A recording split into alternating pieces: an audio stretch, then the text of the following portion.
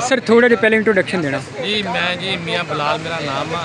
कराची में से मास्टर किया, एक बैंक की नौकरी करके मैं रिटायर होया वा।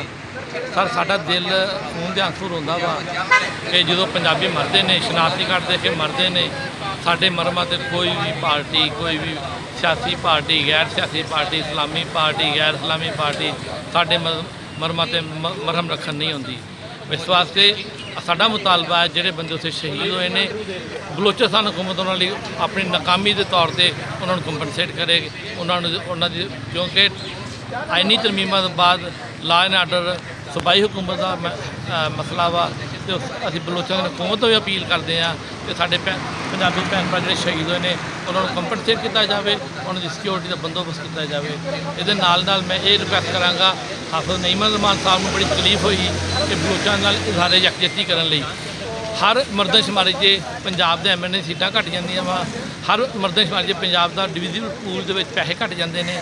भई पंजाबियों को लोड़ नहीं, साडे पंजाब के हुकमरान एडे दयालू होए ने कि साडियां यूनीवर्सिटियां साडियां सीटां ते सिंधियां नूं, पठाणां नूं, बलोचियां नूं दाखले देंदे ने, साडे बच्चों को कतल करते हैं।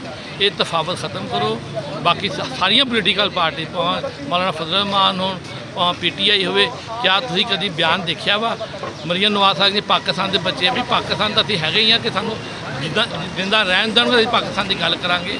सारिया पोलीटिकल पार्टी असीं मिनती करते हैं कि पंजाबियों के हकूक का ख्याल रखो, नहीं तो पंजाब जो साढ़े को वोट लैन ना आईओ, असी जिस दिन पंजाब जा गया फिर दुनिया फिर असीं किसी को रहन नहीं देंगे।